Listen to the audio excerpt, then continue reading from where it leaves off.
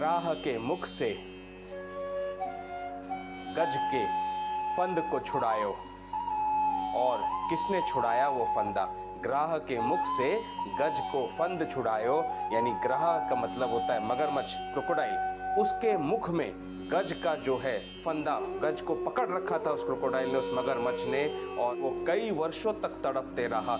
इतने तड़प तड़प कर उसने सब जगह पुकार लगा ली, लेकिन गजराज की कोई सहायता करने जब नहीं आया, तो अंत में वो कैसे उस ग्राह के मुख से बच पाया, उस कथा को हम सुनेंगे। तो जिस प्रकार ग्राह के मुख से गज को छुड़ाने के लिए साक्षात भगवान विष्णु, साक्षात श्री हरि आए, उनकी प्रार्थना करने पर वो जो फंदा है, वही फंदा हम सारे जीवों के गले में पड़ा हुआ है।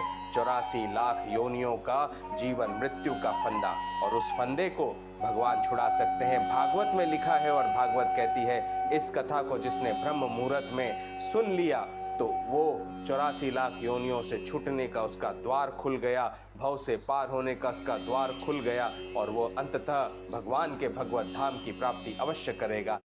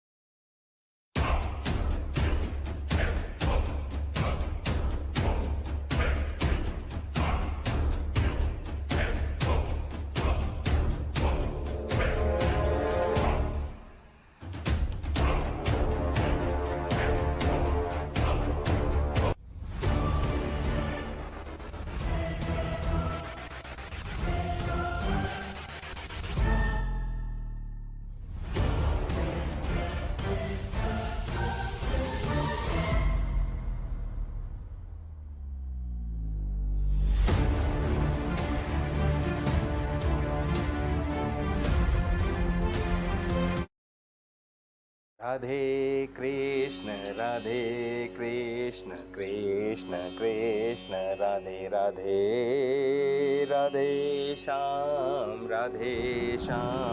श्याम श्याम राधे राधे, राधे कृष्ण कृष्ण कृष्ण राधे राधे, राधे श्याम श्याम श्याम राधे राधे, राधे कृष्ण कृष्ण कृष्ण राधे राधे, राधे श्याम श्याम श्याम राधे राधे, राधे कृष्ण कृष्ण कृष्ण राधे राधे, राधे श्याम श्याम श्याम राधे राधे, राधे कृष्ण कृष्ण राधे राधे, राधे श्याम श्याम श्याम राधे राधे। ओम नमः शिवाय, ओम नमः शिवाय, हर हर भोले नमः शिवाय, ओम नमः शिवाय, ओम नमः शिवाय, हर हर भोले नमः शिवाय। रामेश्वराय शिव रामेश्वराय, हर हर भोले नमः शिवाय। रामेश्वराय शिव रामेश्वराय, हर हर भोले नमः शिवाय। गंगाधराय शिव गंगाधराय, हर हर भोले नमः शिवाय। गंगाधराय शिव गंगाधराय, हर हर भोले नमः शिवाय। जटाधराय शिव जटाधराय, हर हर भोले नमः शिवाय। शिव जटाधराय शिव जटाधराय, हर हर भोले नमः शिवाय। विश्वेश्वराय शिव विश्वेश्वराय, हर हर भोले नमः शिवाय। शिव विश्वेश्वराय शिव विश्वेश्वराय, हर हर भोले नमः शिवाय। भस्मेश्वराय शिव भस्मेश्वराय, हर हर भोले नमः शिवाय। भस्मेश्वराय शिव भस्मेश्वराय, हर हर भोले नमः शिवाय। ओम नमः शिवाय ओम नमः शिवाय, हर हर भोले नमः शिवाय। शिव नमः शिवाय शिव नमः शिवाय, हर हर भोले नमः शिवाय। शंकर शंभु हर हर हर महादेव। राधे राधे राधे कृष्णा। तो भागवत शुक शुदा सागर का जो कथा हम आज करने जा रहे हैं वो है अष्टम स्कंद यानी 8वें स्कंद का अध्याय 2, 3 और 4। ग्राह के द्वारा गजेंद्र का पकड़ा जाना, यह है 2 अध्याय। ग्राह के द्वारा गजेंद्र का पकड़ा जाना। 3 अध्याय है गजेंद्र के द्वारा भगवान की स्तुति और उसका संकट से मुक्त होना। गजेंद्र द्वारा भगवान की स्तुति और उसका संकट से मुक्त होना, ये 3 अध्याय। और 4थे अध्याय में गज और ग्राह का पूर्व चरित्र तथा उनका उद्धार। जहाँ गजराज का उद्धार होगा वहाँ इस पूरी कथा को सुनने के बाद आपका भी उद्धार का द्वार खुल जाएगा। तो ध्यान पूर्वक कथा में बने रहिएगा। आइए कथा शुरू करने से पूर्व सभी भगवान का आह्वान करते हैं।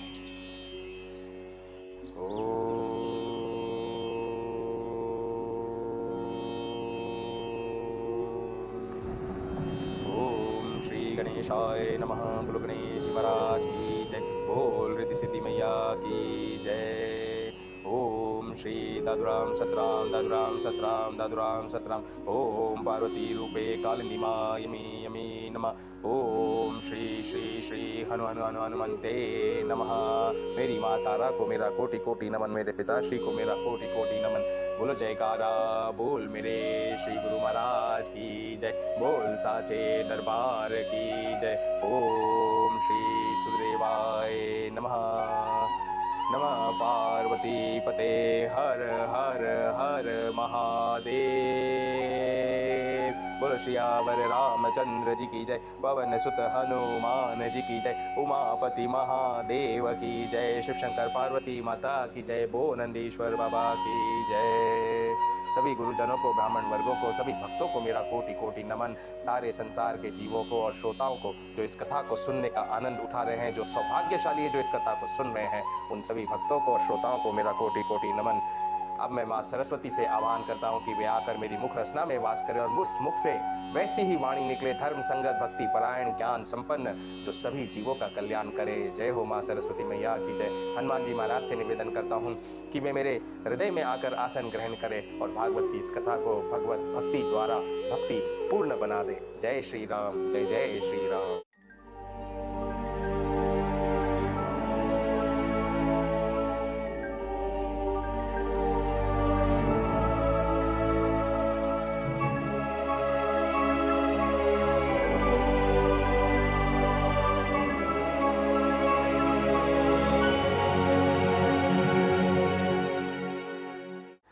राधे कृष्ण। अष्टम स्कंद का 3रा अध्याय, गजेंद्र के द्वारा भगवान की स्तुति और उसका संकट से मुक्त होना।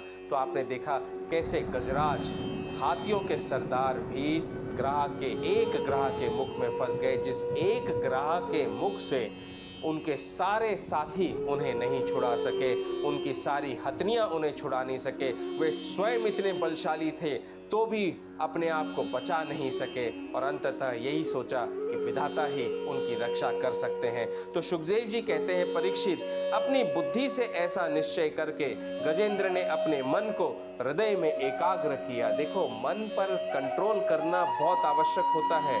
मन ही है जो आपको भटकाता है, माया में रमाता है, मोह में फंसाता है, और इस मोह में फंसकर आप इसी लोक में, भूत योनि में, प्रेत योनियों में और ऐसे कई योनियों में भटकते रह जाते हैं। तो गजेंद्र को इस बात का एहसास था, तो उसने क्या किया, अपने मन को हृदय में एकाग्र किया और फिर पूर्व जन्म में सीखे हुए श्रेष्ठ स्तोत्र के द्वारा, जप के द्वारा भगवान की स्तुति करने लगा। तो पूर्व जन्म था गजेंद्र का, उस पूर्व जन्म में गजेंद्र ने कई बार भगवान की खूब भक्ति की, खूब स्तोत्र किए, सारे पाठ मंत्र सब कुछ उसे ज्ञात था।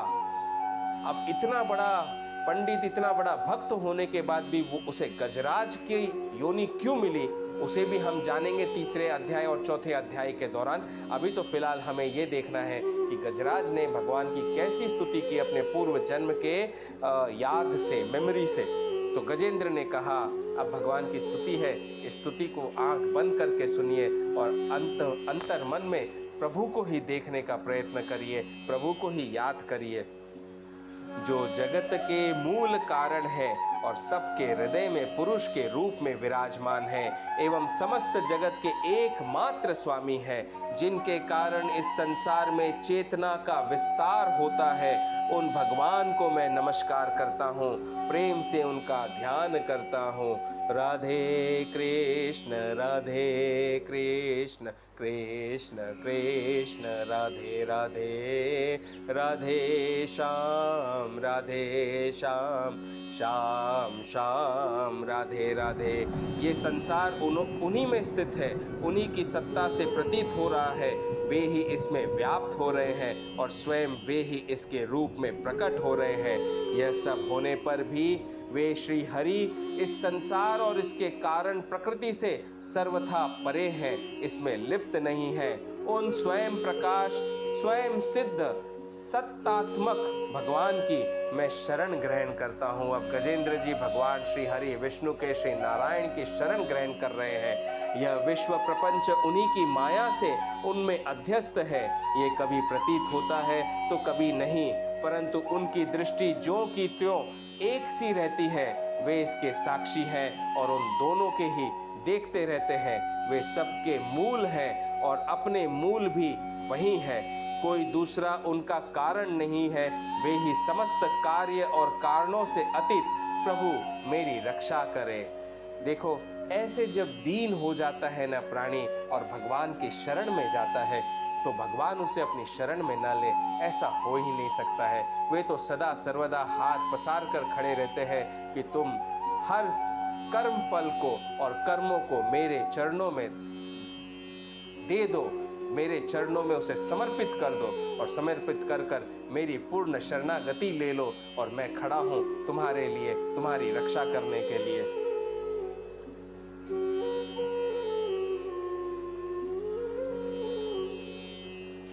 प्रलय के समय लोकपाल और इन सब के कारण संपूर्ण रूप से नष्ट हो जाते हैं। उस समय केवल अत्यंत घना और गहरा अंधकार ही अंधकार रहता है। देखो, गजेंद्र कितना ज्ञानी था, उसे पूर्व जन्म का सब कुछ ज्ञात था, लेकिन इस जन्म में गज की योनि मिलने के बाद वो कैसा मोहग्रस्त हो गया था।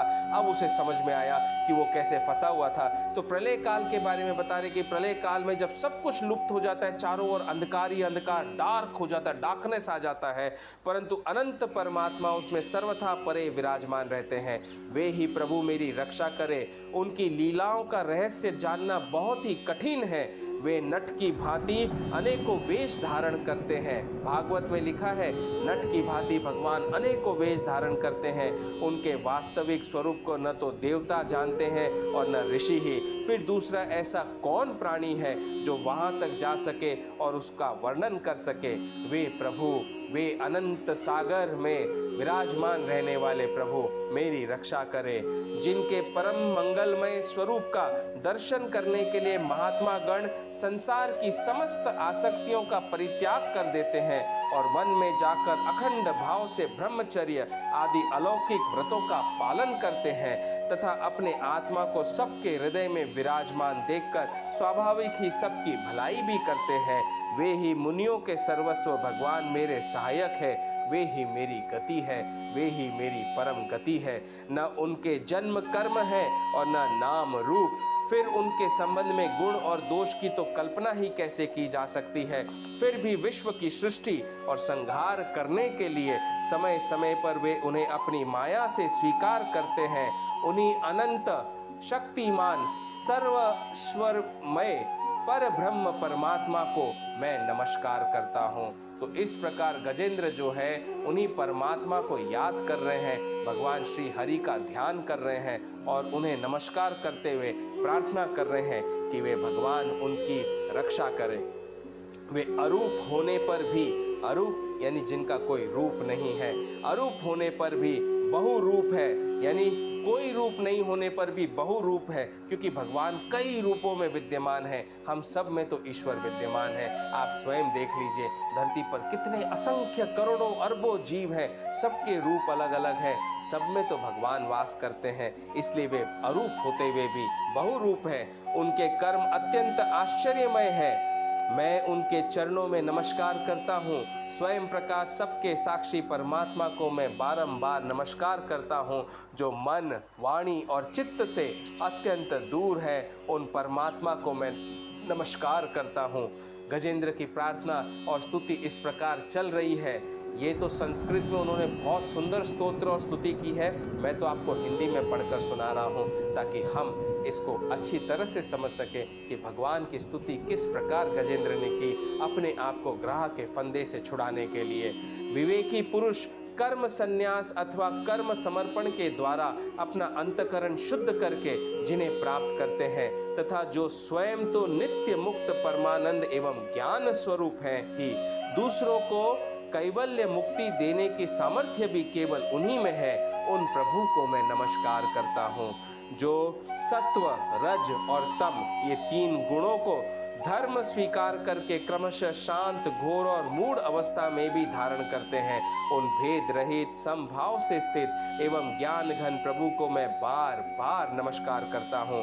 आप सबके स्वामी, समस्त क्षेत्रों के एकमात्र ज्ञाता एवं सर्व साक्षी हैं, आपको मैं नमस्कार करता हूँ। आप स्वयं ही अपने कारण हैं, पुरुष और मूल प्रकृति के रूप में भी आप ही हैं। आपको मेरा बारंबार नमस्कार है। आप समस्त इंद्रिय और उनके विषयों के दृष्टा हैं, समस्त प्रतिरीतियों आधार है। अहंकार और छाया रूप असत वस्तुओं के द्वारा आपका ही अस्तित्व प्रकट होता है।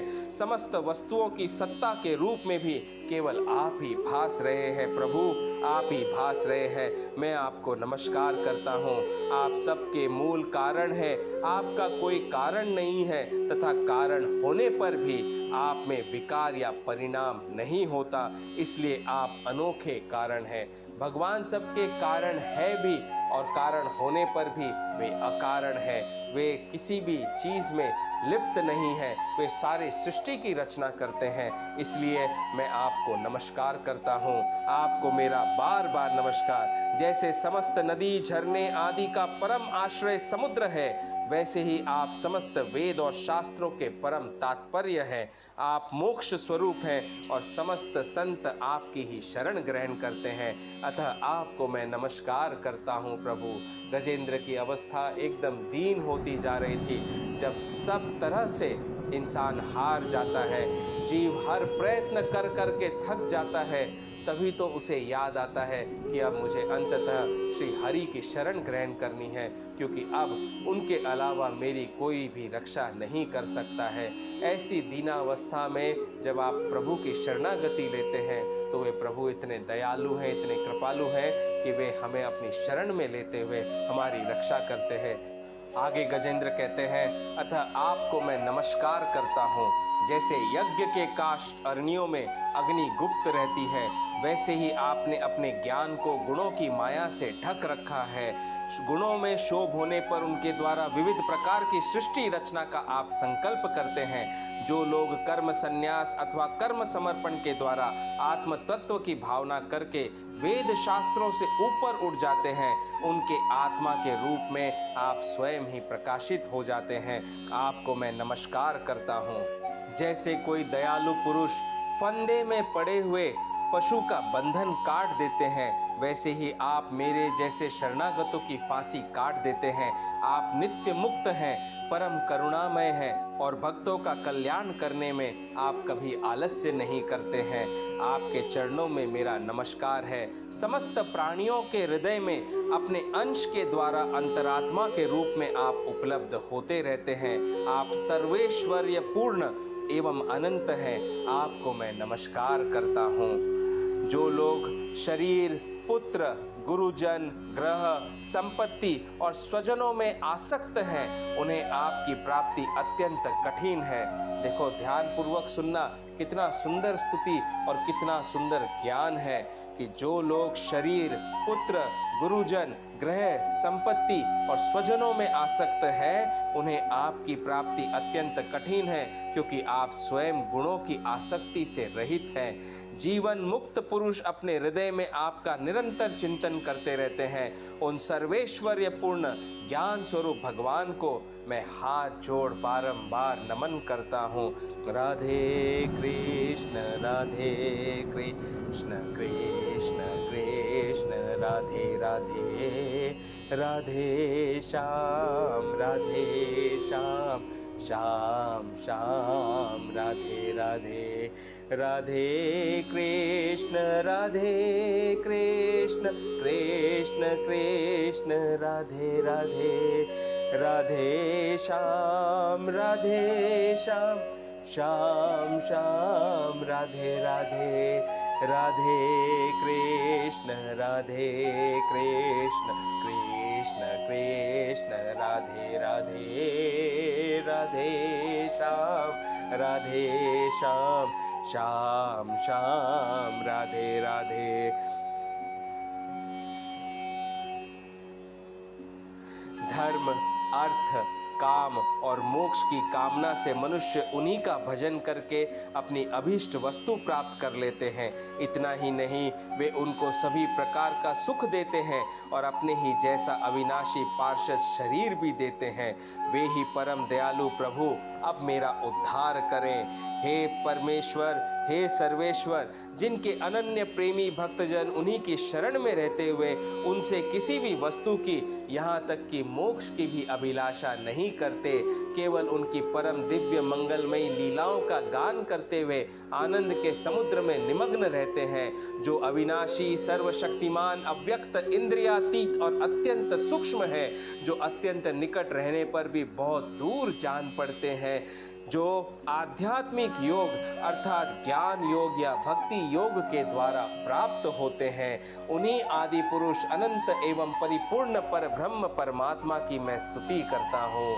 जय श्री हरि, जय हो मेरे विष्णु भगवान की जय। जिनकी अत्यंत छोटी कला से अनेकों नाम रूप के भेदभाव से युक्त ब्रह्मा आदि देवता, वेद और चराचर लोकों की सृष्टि हुई है, जैसे धधकती हुई आग से लपटे और प्रकाशमान सूर्य से उनकी किरणें बार बार निकलती और लीन होती रहती है, वैसे ही जिन स्वयं प्रकाश परमात्मा से बुद्धि, मन, इंद्रिय और शरीर, बुद्धि, मन, इंद्रिय और शरीर जो गुणों के प्रवाह रूप है, बार बार प्रकट होते तथा लीन होते जाते हैं। वे भगवान न देवता हैं और न असुर, वे मनुष्य और पशु पक्षी भी नहीं हैं, न वे स्त्री हैं न पुरुष और न नपुंसक, वे कोई साधारण या असाधारण प्राणी भी नहीं है, न वे गुण है न कर्म न कार्य है न तो कारण ही। सबका निषेध हो जाने पर जो कुछ बच रहता है वही उसका स्वरूप है तथा वे ही सब कुछ है। वे ही परमात्मा मेरे उद्धार के लिए प्रकट हो।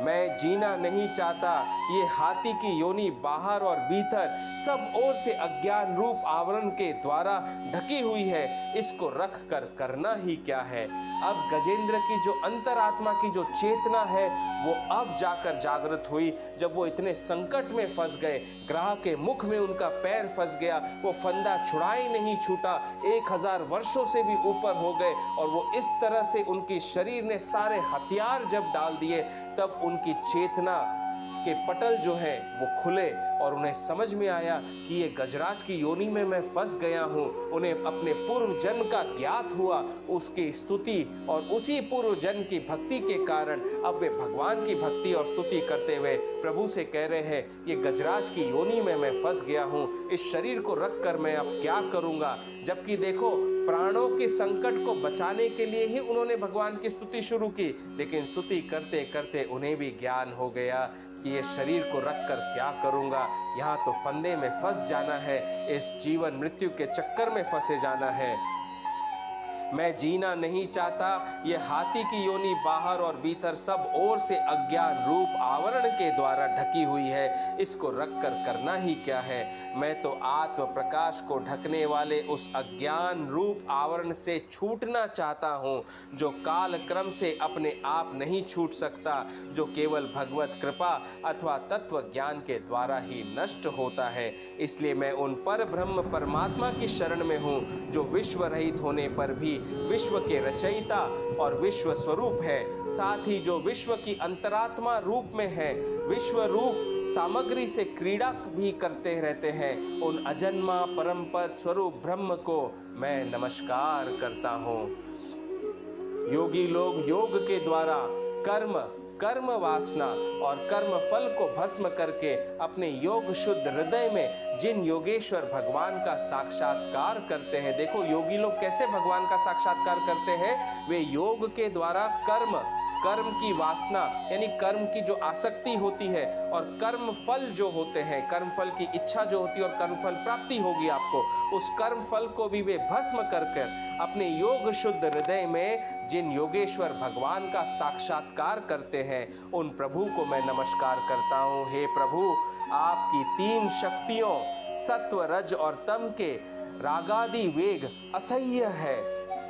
समस्त इंद्रियों और मन के विषयों के रूप में भी आप ही प्रतीत हो रहे हैं, इसलिए जिनकी इंद्रियां वश में नहीं है वे तो आपकी प्राप्ति का मार्ग भी नहीं पा सकते हैं। इंद्रियों को वश में करना बड़ा कठिन होता है, लेकिन एक सुगम मार्ग भी है। प्रभु ने कहा, नित्य निरंतर भगवान की लीला गुणगान करते रहिए, उनका जाप करते रहिए, इंद्रियां अपने आप वश में आ जाएंगी, क्योंकि आप हरि की शरण में हैं।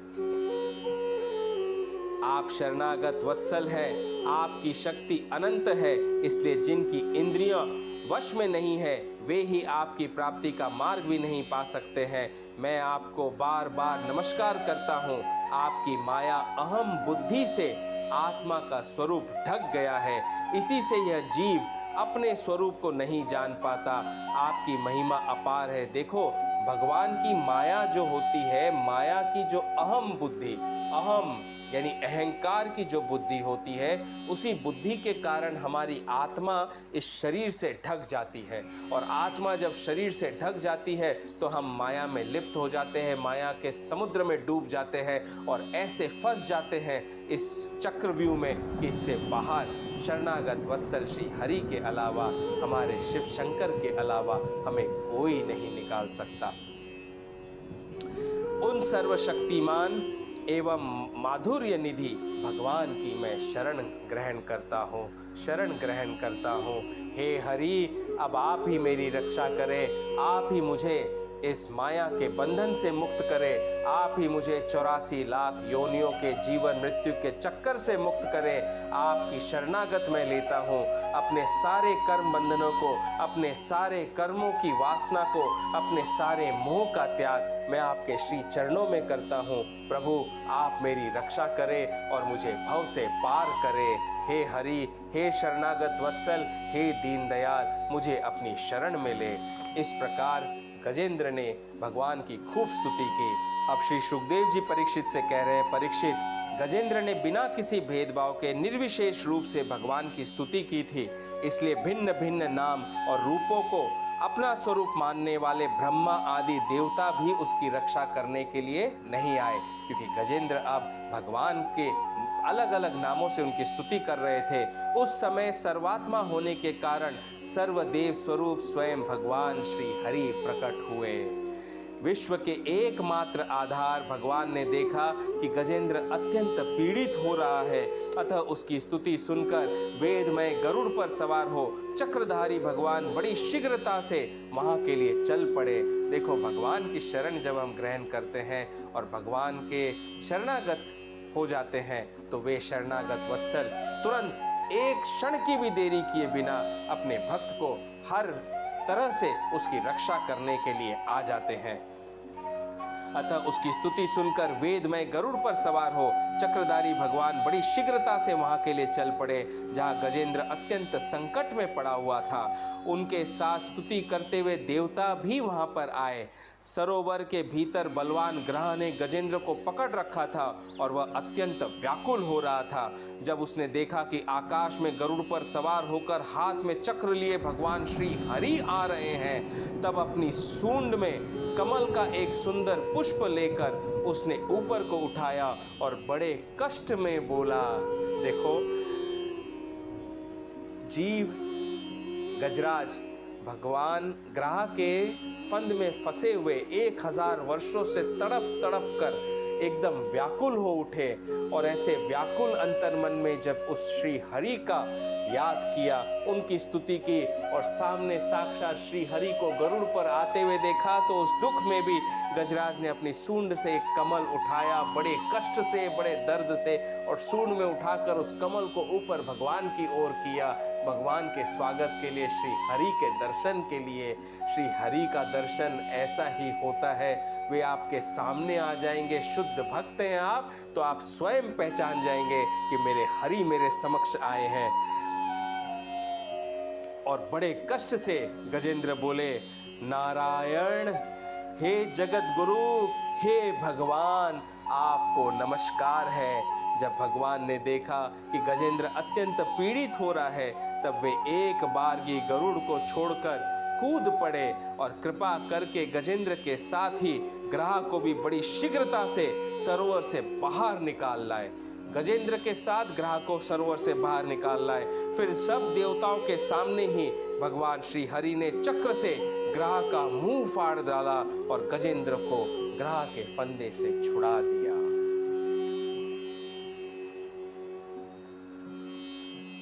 कहने को तो ये एक ग्रह और गज की कथा है, लेकिन यदि आप इसके सार को समझेंगे, इसके रहस्य को जानेंगे, तो जो ग्रह है यानी जो मगरमच्छ है वो कौन है? वो इस संसार का माया का फंदा है, जो आपके पैरों में बेड़िया बनकर पड़ा हुआ है। आपके पैरों पे बेड़िया बनकर आपके पैरों को ऐसे जकड़ लिया है माया के फंदे ने कि उस माया के फंदे से जीव छूट ही नहीं पा रहा है। कई वर्ष हो जाते हैं, यहाँ 1000 वर्ष का जिक्र आया है। 84 लाख योनियों में जीव भटकते रहता है, इस माया के फंदे से नहीं छूट पाता है, इस ग्रह के फंदे से नहीं छूट पाता है, जब तक वो भगवान के शरणागत नहीं होता, जब तक वो अपने सारे कर्म बंधनों से मुक्त होने के लिए मार्ग नहीं खोजता, जब तक वो अपनी इंद्रियों को वश में नहीं करता, जब तक अपने मन को एकाग्र करके हृदय में नहीं उतार लेता और भगवान की लीला गुणगान करते हुए अपने जीवन को शुद्धता से नहीं जीता, तब तक उस फंदे से वो छुटकारा नहीं पा सकता है। और जैसे ही आप शुद्ध हृदय बनकर आतुर होकर भगवान की शरणागत लेते हो, तो ये साक्षात भगवान प्रभु आपकी रक्षा के लिए आ जाते हैं। इस माया के फंदे से, ग्रह रूपी माया के फंदे से आपको छुड़ाकर 84 लाख योनियों से मुक्त कर देते हैं। जीवन मृत्यु के चक्कर से एकदम छुटकारा दिला देते हैं। भव से आप यूं पार हो जाते हैं। ये है गजेंद्र और ग्रह की कथा। अब गजेंद्र को भगवान श्री हरि ने ग्रह के मुख से तो फंसा दिया, लेकिन ये गजेंद्र और ग्रह की पूर्व जन्म की कथा क्या थी उसे भी सुनना आवश्यक है। क्यों ऐसी स्थिति बनी उसे भी जानना आवश्यक है।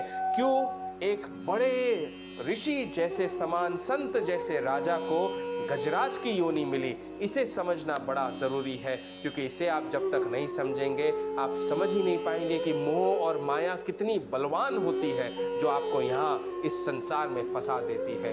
इसी को हम समझेंगे अष्टम स्कंद के चौथे अध्याय में, गज और ग्राह का पूर्व चरित्र तथा उनका उद्धार किस प्रकार श्री हरि ने किया।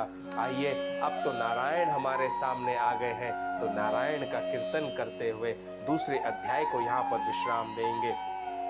श्रीमन नारायण नारायण हरि हरि, श्रीमन नारायण नारायण हरि हरि, भजमन नारायण नारायण हरि हरि, भजमन नारायण नारायण हरि हरि, जय जय नारायण नारायण हरि हरि, जय जय नारायण नारायण हरि हरि, हरि ओम नमो नारायण, ओम नमो नारायण, हरि ओम नमो नारायण, हरि ओम नमो नारायण, ओम नमो नारायण, ओम नमो नारायण, हरि ओम नमो नारायण, हरि ओम नमो नारायण। जय जय नारायण, जय श्री नारायण।